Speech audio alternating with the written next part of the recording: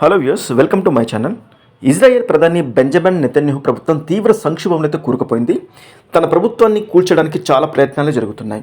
ఒకవైపు ఇరాన్ తోటి యుద్ధం జరుగుతున్న సమయంలోనే దేశంలోని ప్రజల నుంచి తీవ్ర వ్యతిరేకతనైతే ఎదుర్కొంటున్నాడు బెంజమిన్ నెతన్యాహు. మరొక వైపు నెతన్యాహు తీసుకున్న నిర్ణయాలనైతే తన మిత్రపక్షాలైతే వ్యతిరేకిస్తున్నాయి. ప్రస్తుతం ఇజ్రాయెల్లో అయితే సంకీర్ణ ప్రభుత్వం అమల్లో ఉంది. బెంజమిన్ నెతన్యాహు మిగతా 5 చిన్న పార్టీలతో కలిసి అయితే ప్రభుత్వాన్ని ఏర్పాటు చేశాడు. ఇప్పుడు అదే సమస్యగా మారింది.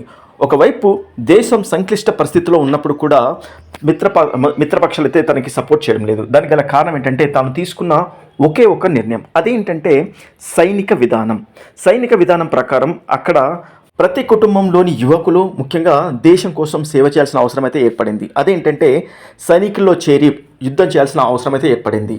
కానీ బెంజమిన్ నెతన్యాహు ఎన్నికలకు ముందే తన మిత్రపక్షాలతోటి ఒక ఒప్పందం కుదుర్చుకున్నాడు. అదేంటంటే అల్ట్రా ఆర్థడాక్స్. దీని ప్రకారం యూదులు, ముఖ్యంగా దీన్ని ఒక కమ్యూనిటీగా పేర్కొంటారు. అక్కడ యూదుల కుటుంబాలకు సంబంధించిన యువకులు తప్పనిసరిగా సైనిక విధానంలో చేరాల్సిన అవసరం లేదు. దానికి మినహాయింపు ఇచ్చారు. యూదులకు సంబంధించి వాళ్ళ ఇష్టం అన్నమాట. ఒకవేళ వాళ్ళకి ఇంట్రెస్ట్ ఉంటే సైనికులలో చేరుతారు, లేదంటే ఇష్టం లేకపోతే చేరే అవసరం అయితే లేదు. మిగతా వాళ్ళకి అలా కాకుండా ఖచ్చితంగా సైనికుల్లో చేరి దేశం కోసం సేవ చేయాల్సిన అవసరం ఉంది.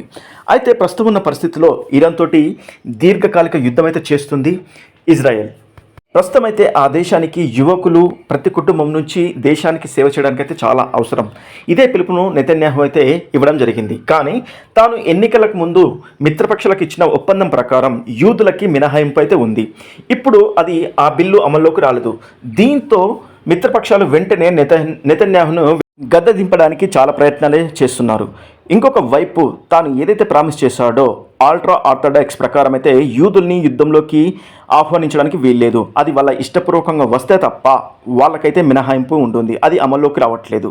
సో దీంతో తాను ఏర్పరచుకున్న సంకీర్ణ ప్రభుత్వంలోని 2 పార్టీలు వ్యతిరేకించడంతో ఇంకా తన ప్రభుత్వం కూలిపోయే అవకాశం అయితే ఏర్పడుతుంది. దాంతోపాటు అక్కడ ఇజ్రాయెల్లోని ప్రజలైతే నెతన్యాహు మీద పూర్తిగా అసంతృప్తిగా ఉన్నారని చెప్పొచ్చు. ఎందుకంటే 2023లో హమాస్ దాడి అయితే జరిగింది.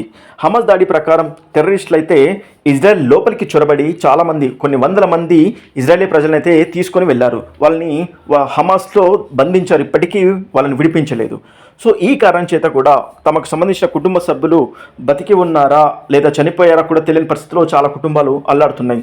దీంతో పాటు వరుసగా జరుగుతున్న యుద్ధాలు, ఇంకా తమ కుటుంబ సభ్యుల్ని విడిపించలేదన్న కోపం ప్రజలైతే వ్యక్తమవుతుంది.